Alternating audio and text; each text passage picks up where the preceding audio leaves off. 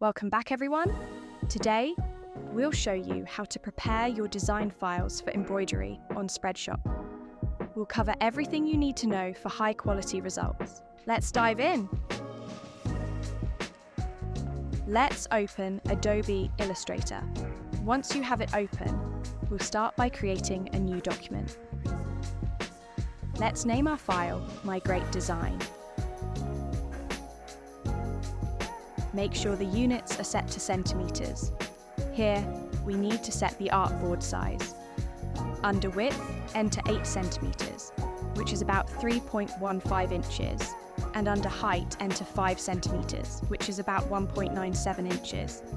Once you've set the dimensions, click OK to open your new document. You can create your design directly here, or use an existing file and optimize it for embroidery. We will be using this nice owl design as our example to optimize. Even though this is a pretty simple design, there are a few issues that might cause it to be rejected. For one, there are too many small details. The line thickness is too thin in some places. There are also too many filled areas. To ensure all lines in your design are at least 2 millimeters thick, which is about 0.08 inches, use the ellipse tool to create a circle that is 2 millimeters by 2 millimeters. Use this circle to check that all your lines meet the minimum thickness requirement. If your lines are less than 2 millimeters, adjust them until they meet the requirement. For the sake of time, we have already made an example of the necessary changes. We simplified the design, took out large filled areas, added line thickness, and changed the colors. Our sample design will help demonstrate these adjustments. To choose colors, use the color palette available on the Spreadshop embroidery service page under the FAQ section. You won't find this color palette inside any design program. These colors correspond to the available thread colors. You can embroider up to 4 colors in your design. For our example, we have chosen 3 colors: red, orange, and golden yellow. Now, let's talk about text in your design. We'll use the Spreadshop logo as an example. For text, each letter needs to be outlined and closed. This means you must convert your fonts to outlines, as we do not accept files with editable fonts.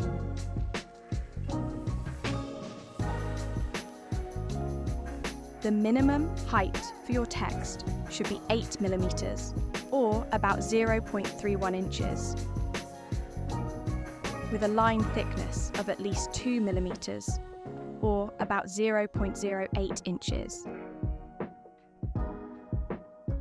When creating your design, focus on bold, clear elements. Avoid intricate details that might not translate well into stitches. Use only solid colors, as gradients or transparencies do not translate into embroidery and will be rejected. The machines interpret colors as solid blocks. Ensure there's at least 1 to 2 millimeters of space between different elements to prevent overlapping stitches. Filled areas and outlines of rectangles should not be larger than 8 by 2 centimeters. Use a reference circle with a diameter of 1 millimeter to check the spacing between elements. Avoid large filled areas to ensure the quality of the embroidery. Once your design is ready, save it in AI, SVG, or EPS format in RGB mode.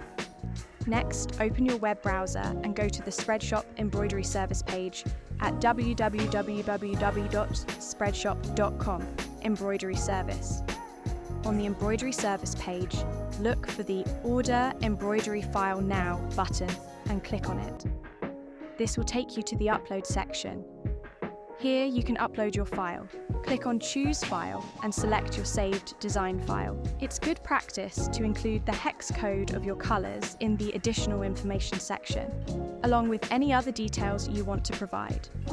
Make sure to add your email address and your spread ID in the provided fields. After you've uploaded your file and added the necessary information, click Order and Pay. Our team will review your design and create the file needed for embroidery. You've successfully created a file that our team can use to create a punch file for embroidery. Follow these steps to ensure your designs are perfect every time.